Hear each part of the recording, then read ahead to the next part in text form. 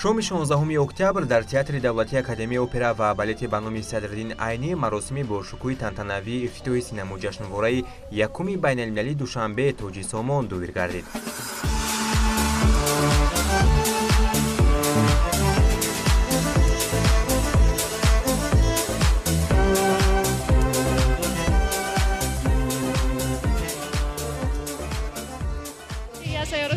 Я очень рада, что присутствую сейчас на этом мероприятии. Это для меня большая честь и неожиданность, что в Душанбе может проходить такой замечательный фестиваль. Здесь очень много эмоций, передать невозможно. Большое спасибо, что пригласили, всем организаторам огромное спасибо.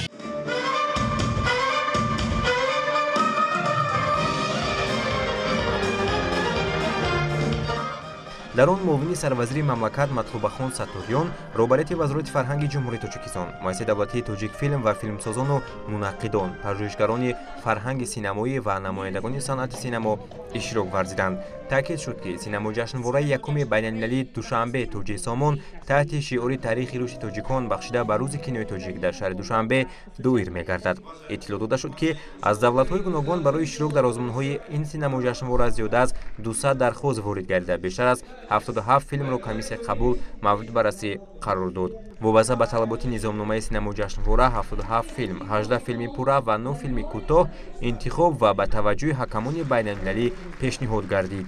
синамои тоҷик хеле пешрафта аст ва ин ҳам як бурди мо аст, бурди миллати тоҷик аст. ман бисёр хурсандам ва ногуфта намонад, ки ҳама ин албатта ки бо ташоббуси пешвои миллат муҳтарам Эмомалӣ Раҳмон имрӯз Душанбе туй дорад ва боиси фахр аст, ки аз ин қадар давлатҳо коргардонои тамоми ҷаҳон омадагӣ ҳастанд ва филмҳои тамоми ҷаҳон ҳастанд. ман ҳам коргардонӣ хатм карда омадам ва умед дорам, ки дар ҳамин 2 сола 3 солаи меомад ҳамин филми манам дар ҳамин хел кинофестивал иштирок мекунад.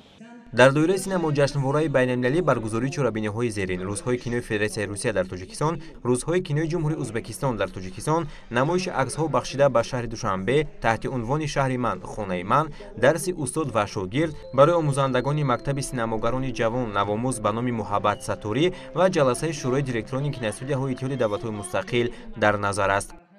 Я член жюри короткого метра и ведущая церемонии открытия первого Душанбинского международного кинофестиваля «Тоджи Сомон».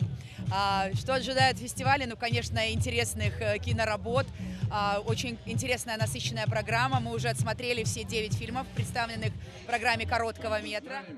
бояд гуфт, ки ҷоизаҳои синамои ҷашнвора аз шоҳ-ҷоиза барои беҳтарин филми ҳунарӣ, ҷоизаи беҳтарин коргардон, беҳтарин наворбардор, беҳтарин нақши мардона, беҳтарин нақши занона, беҳтарин филми ҳунарии кӯтоҳ, ҷоизаи махсуси ҳакамон, ҷоизаи таваҷҷӯҳи тамошобин ва ҷоизаи махсуси раиси шаҳри Душанбе барои саҳми муносиб дар рушди кинематография иборат мебошанд.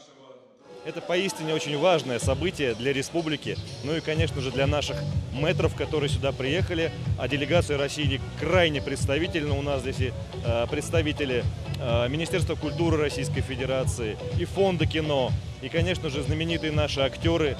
Ректор ВГИКа, это важнейший вуз, киновуз Российской Федерации мира.